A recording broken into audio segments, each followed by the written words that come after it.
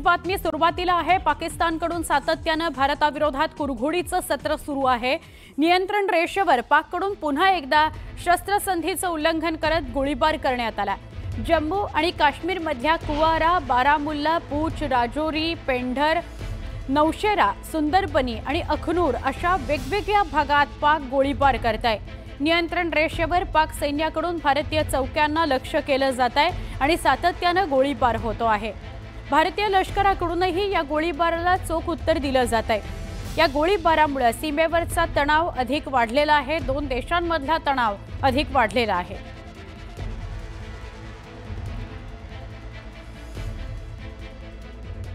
काश्मीरची राजधानी श्रीनगरमध्ये पोलीस दहशतवाद्यांच्या नेटवर्कचा तपास करताय। पोलिसांनी यूपीए कायद्याअंतर्गत तपास करताना श्रीनगरच्या विविध भागांमध्ये छापेमारी केली। दहशतवाद्यांना मदत केल्याचा आरोप करत ही कारवाई करण्यात आली। धाड टाकलेल्या ठिकाणांमधून दहशतवाद्यांना मदत करण्याकरता वापरलेलं साहित्य जप्त केल्याची सूत्रांची माहिती आहे। तर दहशतवाद्यांना मदत केलेल्या संशयितांचाही तपास केला जातोय। दहशतवाद्यांचं नेटवर्क उद्ध्वस्त केल्याशिवाय ही कारवाई संपणार नाही असं सुरक्षा दलांच्या सूत्रांनी सांगितलंय।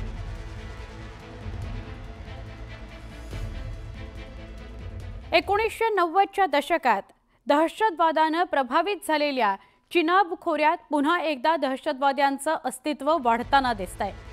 गेल्या 2 वर्षात या भागात दहशतवादी हल्ले वाढलेत। शिवाय दहशतवाद्यांची उपस्थिती देखील नोंदवली गेली आहे।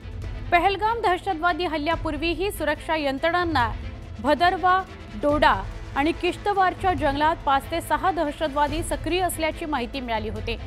गावकऱ्यांना वारंवार संशयित दिसण्यामुळे याला आणखी दुजोरा मिळतो। यानंतर ड्रोनद्वारे परिसरावर लक्ष ठेवलं जात आहे। सैन्य तसंच ग्राम सुरक्षा रक्षकांना देखील सतर्क ठेवण्यात आलेलं आहे।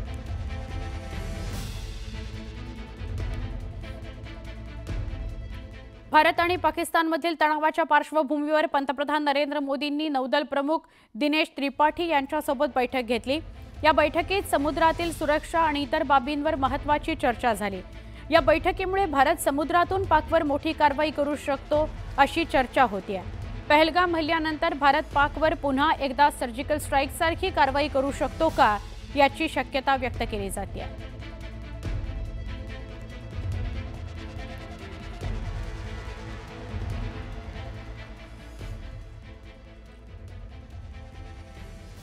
सिंधू पाणी करार रद्द केल्यानंतर पाकचा जळफाट झाला। पाकिस्तानच्या नेत्यांकडून भारताला वारंवार धमकी दिली जाते आहे। पाकिस्तानचे संरक्षण मंत्री ख्वाजा आसिफ यांनी भारताला पुन्हा धमकावलंय। जर सिंधू नदीवर भारताने प्रकल्प बांधला तर पाकिस्तान थेट युद्धच करेल असा इशारा त्यांनी दिला। सिंधू नदीवर प्रकल्प बांधण्यास आमचा विरोध असून आम्ही मग थेट कारवाई करू असं पाक संरक्षण मंत्री ख्वाजा आसिफ यांनी धमकावलेलं आहे।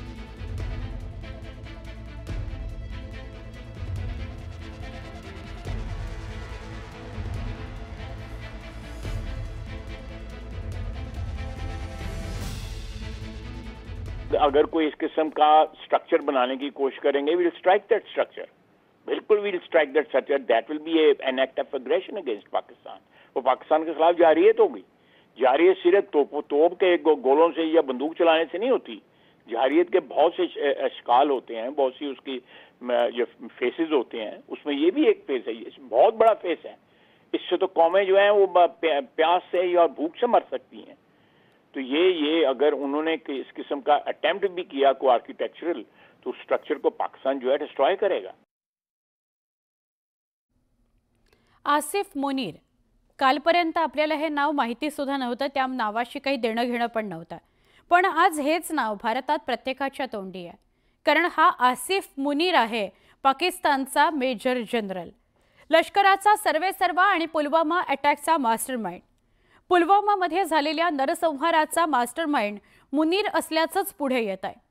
पाकिस्तानात मुल्ला मेजर म्हणून ओळखल्या जाणाऱ्या मुनीरनं हे केलंय का?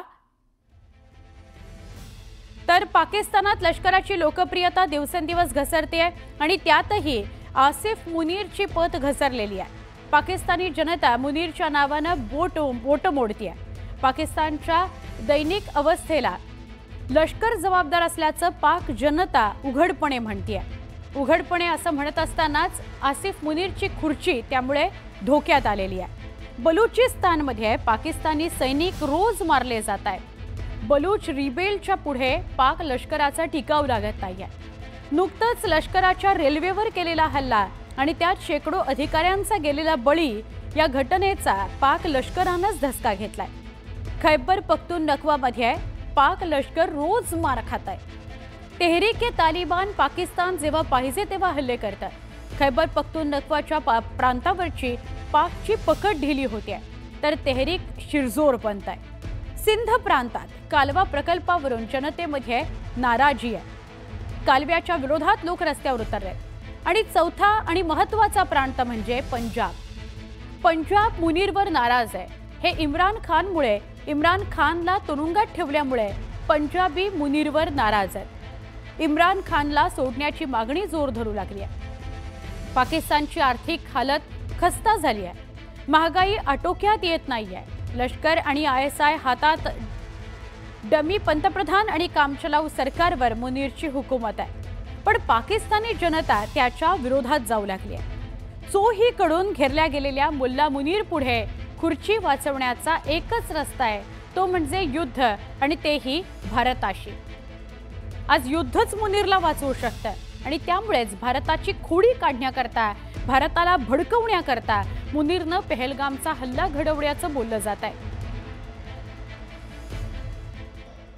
Our stance, government stance on Kashmir is absolutely clear. It was our jugular vein. It is our jugular vein. We will not forget it.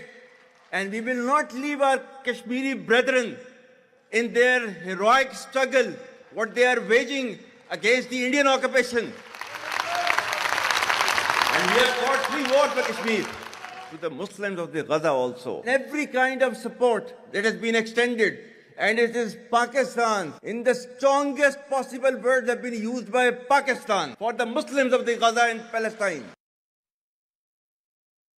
Balochistan आर्मीसारखे गट त्यांच्या सैन्यावरती हल्ला करत होते. चायना पाकिस्तान इकॉनॉमिक कॉरिडॉरचं त्यांना रक्षण करता येत नव्हतं. आणि याशिवाय अफगाणिस्तानच्या बाजूने तेहरीक-ए-तालिबान पाकिस्तान त्यांच्यावरती हल्ला करत होतं. तर या सगळ्या कठीण परिस्थितीमधून बाहेर येण्याकरता आणि देशाचं मनोबल वाढवण्याकरता आणि सैन्याचं मनोबल वाढवण्याकरता मुनीर यांना वाटलं की आपण जर काश्मीरवरती हल्ला केला, दहशतवादी हल्ला केला, तर यामुळे लोक देशात जी कठीण परिस्थिती आहे ते विसरतील. आज कोणाही पेक्षा जास्त मुल्ला मुनीरला असं वाटतंय की भारतानं हल्ला केला पाहिजे. दुसरं कोणाही पेक्षा मुनीरला युद्ध हवंय. युद्ध एकच गोष्ट अशी आहे की जी जनता त्याची सगळी पापं विसरून त्याला पाठिंबा देईल असा मुनीरचा कयास आहे. जनरल परवेज मुशर्रफचा आदर्श त्याच्या डोळ्यापुढे. 1999 मध्ये कारगिल युद्ध झालं. पाकिस्तान घुसखोरी करत होता, भारतीय चौक्यांवर कब्जा करत होता आणि भारताला युद्ध करण्यास भाग पाडण्यात आलं. कारगिल युद्धात पाकड्यांनी चांगलाच मार खाल्ला. पाक लष्कराची लाजच गेली. पण मुशर्रफनं सगळं खापर नवाज शरीफ यांच्या डोक्यावर फोडलंय. शरीफची खुर्ची हिसकावून घेतली. मुशर्रफ पाकचा सर्वेसर्वा बनला. युद्धामुळे ज्याची हकालपट्टी व्हायला हवी होती तो मुशर्रफ पाकिस्तानचा सत्ताधीश बनला. मुशर्रफ सोबत जे झालं तेच आपल्या सोबत होईल अशी आता या मुनीरला आशा आहे. हल्ला केल्यानंतर ते अनेक दिवस गायब होते. ते नेमकं काय करत होते कोणाला माहीतच नाही.